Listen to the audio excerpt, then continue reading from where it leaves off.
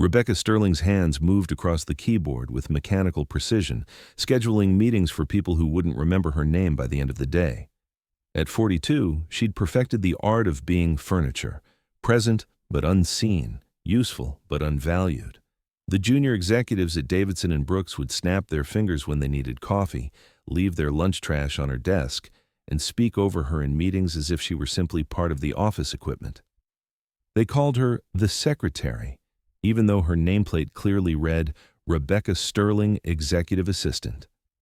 What they didn't know was that her last nameplate had read Rebecca Sterling, Chief Executive Officer, Meridian Global Industries, a Fortune 500 company she'd built from nothing and sold for $2.3 billion before walking away from everything. What they didn't know was about to save their failing company.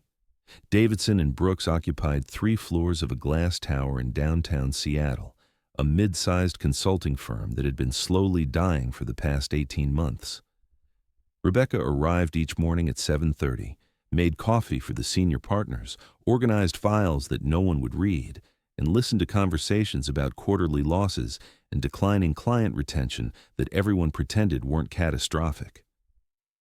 She worked at a small desk outside the corner office of Martin Davidson, the company's founder and CEO, a man in his late 50s who treated her with the absent-minded courtesy usually reserved for houseplants. Her workspace was cramped, wedged between the elevator and the break room, decorated with a single succulent plant and a framed photo of mountains she'd once climbed in a different life. The office hummed with the particular anxiety of a sinking ship whose crew was too proud to acknowledge the water rising around their ankles. What nobody at Davidson and Brooks knew was that Rebecca had walked away from corporate America in 2017 after a hostile takeover attempt had turned her life into a nightmare of 16-hour days, panic attacks, and a hospital visit that her doctors had politely called executive burnout. But that felt more like her body staging a coup against her brain. She'd built Meridian Global from a 2-person startup in her garage to a multinational corporation with offices in 23 countries. She'd been 32 when she'd taken the company public. She'd been 36 when she'd sold it for enough money that her great-grandchildren would never need to work. And she'd been 37 when she'd checked herself into a quiet clinic in Vermont and spent 6 months learning to sleep without medication and eat without her stomach revolting. She'd promised herself she was done. She'd chosen the simplest job she could find, in a company small enough that nobody would recognize her face from business magazines. For 5 years, she'd kept her head down and her past buried. But watching incompetence destroy what could have been saved was becoming harder than the silence she'd chosen. The breaking point came on a Wednesday afternoon during the quarterly review meeting. Rebecca sat in her usual spot in the corner, laptop open, taking notes that no one would read. Martin Davidson stood at the head of the conference table, his presentation showing red numbers that seemed to bleed across the screen. "We're down 34% this quarter," he said, his voice tight. "Client retention is at an all-time low. 3 of our biggest accounts left for competitors." Tyler Chen, the 29-year-old senior associate who'd made her move her car last month, leaned back in his chair. "We need to cut costs, start with support staff, the secretary, the mailroom, facilities." He didn't even glance in her direction. "We're paying for dead weight." Rebecca's hands stopped typing. She'd heard this speech before. She'd given this speech before, 20 years ago, when she didn't know any better. She'd learned later that companies didn't die from paying secretaries. They died from arrogant executives who confused cost-cutting with strategy. "That won't work," Rebecca said quietly. The room went silent. 14 people turned to look at her as if the furniture had started speaking. "I'm sorry?" Martin Davidson's voice carried genuine confusion, as though he'd forgotten she could talk. "Cutting support staff won't solve your problem," Rebecca said, her voice still calm but carrying a weight that made several executives shift in their chairs. "You're losing clients because your service delivery model's broken. You're billing hours instead of solving problems. Your competitors aren't cheaper. They're faster and more focused. Cutting your assistant won't fix that. It'll just mean you'll spend 3 hours a day doing work you're overqualified for instead of doing the work you're underqualified for." which is strategic planning. Tyler Chen's face flushed red. And you would know this because I've turned around companies before, Rebecca replied. The laptop was closed now. Her secretary posture was gone. I've seen this exact death spiral, and I know exactly how to fix it. Martin Davidson stared at her for a long moment. Rebecca, I appreciate your input, but we're discussing high-level strategy here. Perhaps Meridian Global Industries, Rebecca interrupted. 2008 to 2017. We went from 2 employees to 12,000. Revenue grew from 0 to 8.4 billion annually. We had the same problem you have now in 2012. Commoditized services, declining margins, client churn. We fixed it by restructuring our entire service model from hourly billing to outcome-based contracts. Client retention went from 61% to 94% in 18 months. The strategy is in the Harvard Business Review case study if you want to read it. I wrote it. The silence in the room was absolute. Someone's pen dropped on the table with a sound like a gunshot. You were the CEO of Meridian? Martin's voice had changed completely. I was the founder, Rebecca said quietly. I built it, scaled it, and sold it. Then I had a breakdown, spent 6 months in recovery, and decided I was done with corporate warfare. I wanted a simple job where nobody expected anything from me, where I could show up, do basic work, and go home without carrying the weight of 12,000 people's livelihoods. She paused. But watching you make every mistake I made 20 years ago, that's been harder than I expected. Tyler Chen recovered first, his voice sharp with defensive anger. If you're such a genius, why are you working as a secretary for $52,000 a year? Because money stops mattering after your first billion, Rebecca said simply. I sold Meridian for $2.3 billion. After taxes and splitting with investors, I kept enough that I'll never worry about money again. I took this job because it was the opposite of what killed me before. No pressure, no expectations, no existential weight. I wanted to be invisible. She looked around the room at the stunned faces. I succeeded. Maybe too well. Martin Davidson sat down slowly, as if his legs had stopped working. Why didn't you say something? Why let us? Because I was done, Rebecca said. I'd promised myself I'd never get pulled back into this world, that I'd never again care about quarterly reports and client retention and market share. She stood up, closing her laptop with a decisive click. But I'm watching you kill this company with decisions I could fix in my sleep, and apparently I'm not as done as I thought I was. The room erupted in overlapping voices, questions, accusations, disbelief. Martin raised his hand for silence. If we asked you to help us, not as a secretary but as a consultant, a strategist, would you?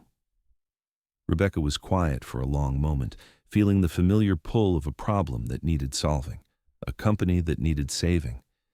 It was the same addiction that had nearly killed her before, but she was older now, wiser, and she'd learned to set boundaries she hadn't known existed in her 30s. 3 conditions, she said finally. First, I work as an independent consultant, not an employee. I set my own hours, and when I say I'm done for the day, I'm done. No 16-hour days, no working weekends unless it's genuinely an emergency. Second, Tyler gets reassigned to a role where he can't make strategic decisions until he learns the difference between cost-cutting and actual strategy. Tyler started to protest, but Martin silenced him with a look. Third, you listen to me, all of you. I'm not here to make suggestions you ignore because your ego can't handle advice from someone you thought was just the secretary.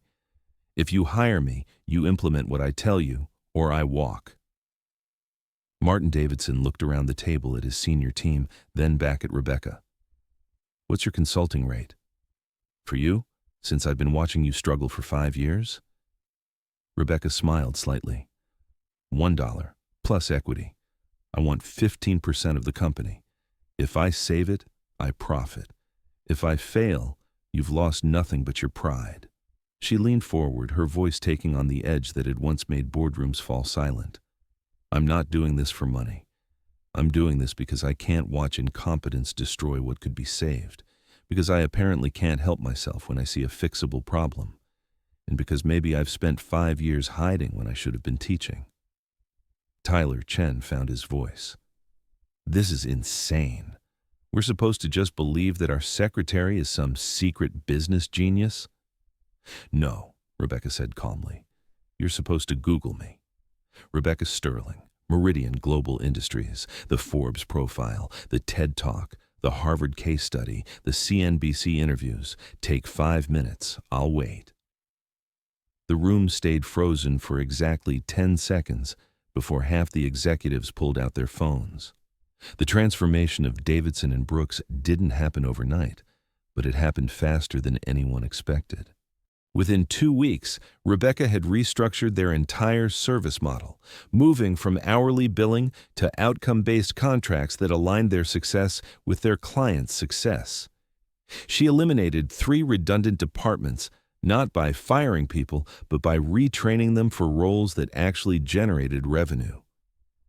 She personally called the 3 biggest clients who'd left and convinced 2 of them to come back with pilot projects under the new model. She worked from 8 a.m. to 5 p.m., no exceptions, and somehow accomplished more in those hours than the senior team had managed in months.